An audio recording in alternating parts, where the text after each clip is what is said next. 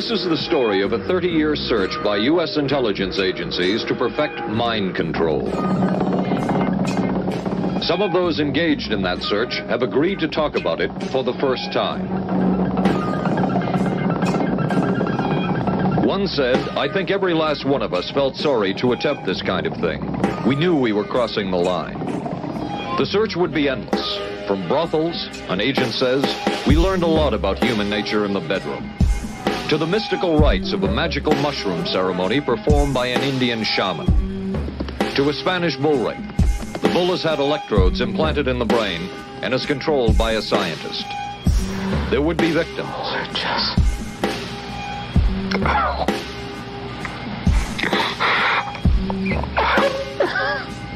One intelligence agency tried to peel this man's mind back to reveal its deepest secrets.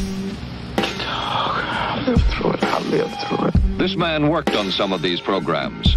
He would write of his work, "It was fun, fun, fun." This is the story of the search for mind control. Para que se asustan será pa' mejor.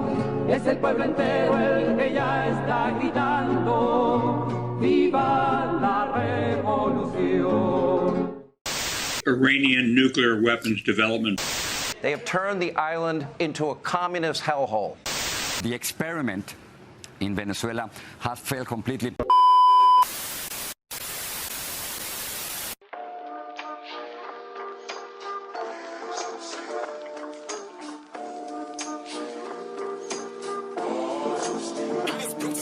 Project MKUltra was the CIA's umbrella name for at least several projects that use psychedelic drugs against the enemies of the American ruling oligarchy.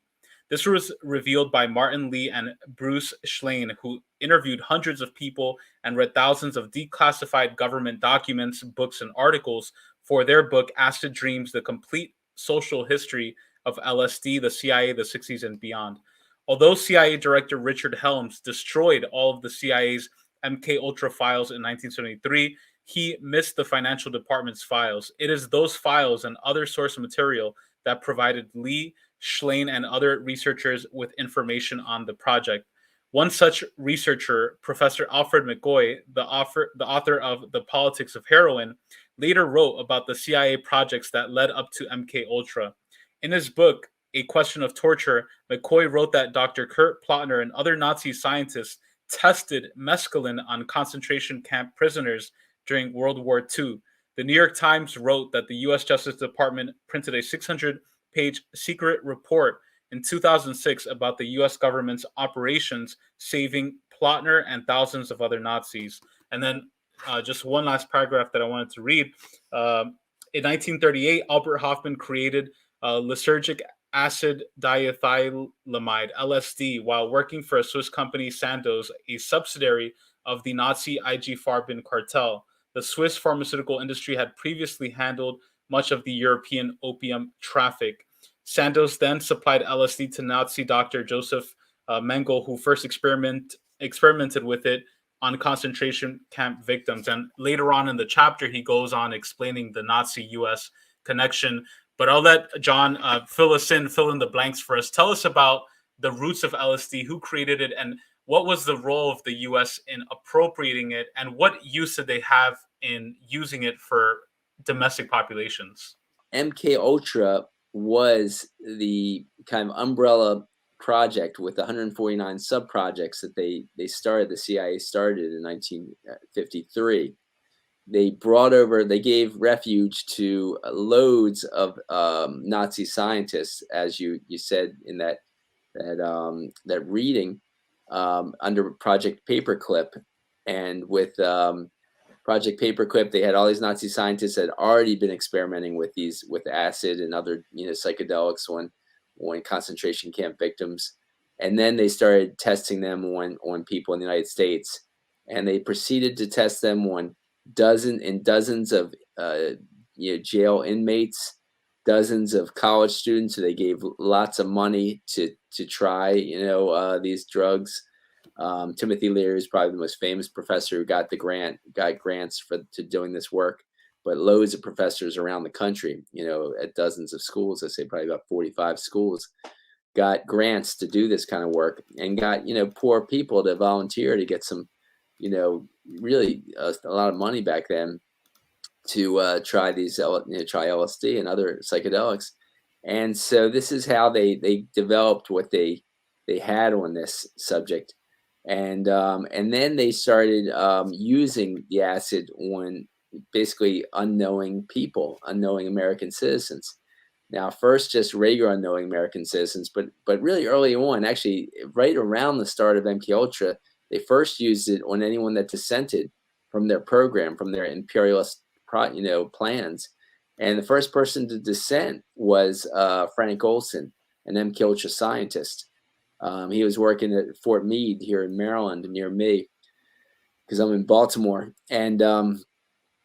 And so they dosed his drink with acid and made him think he was, losing his mind for a bit. But he came down and he just said, I just want out of this. I've seen that. He saw the MKUltra experiments they did in Germany that were murderous.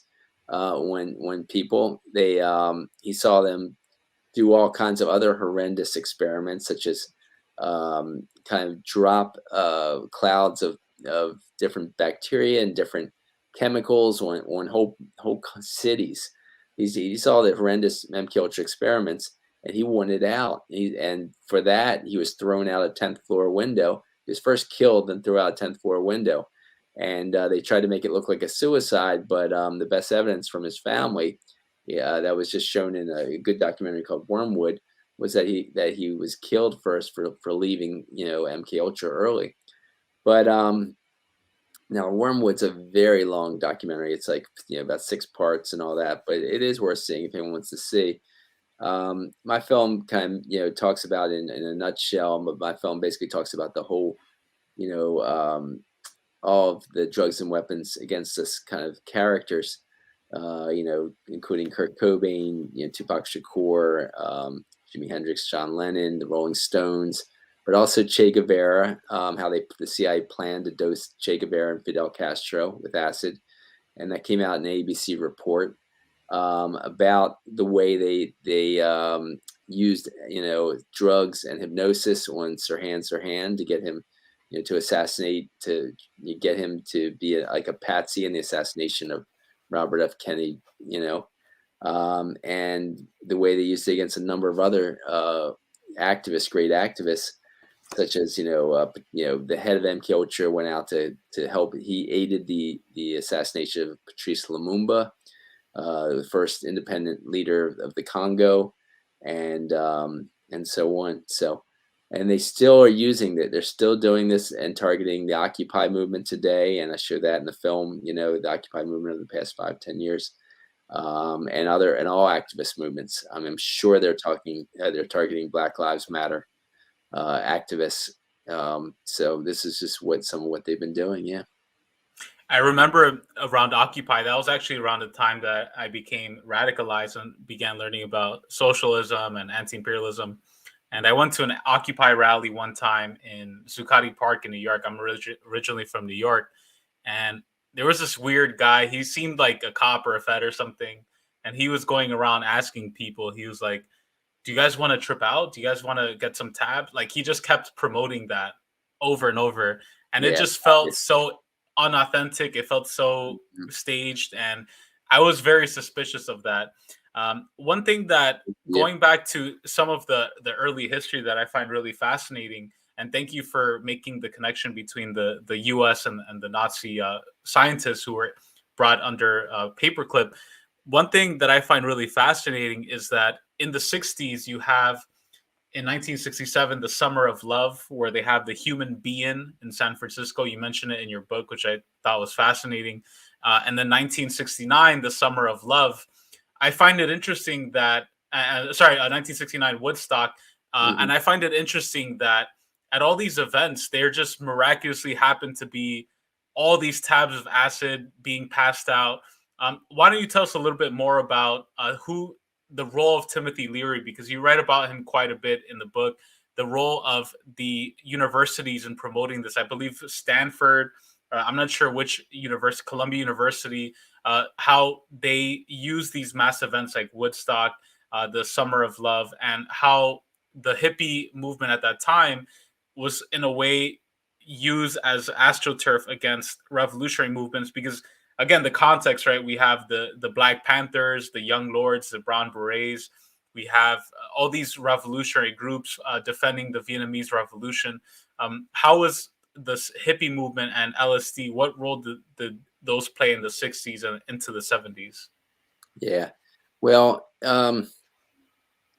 it's a lot to cover, but with Timothy Leary, I quote two sources that talk about him admitting in an interview that he was a knowing, agent of the CIA at least since 1963. He said he knew he was, doing the work of the CIA, and so first he got the CIA grants before 1963, and then from 63 on, he was knowingly doing the CIA's bidding. He said, and so he basically, there was many professors like him that were just, giving acid and, first psychedelic mushrooms and acid to students to see how it would affect them. But in what they were doing besides that was inadvertently promoting acid to students around the country.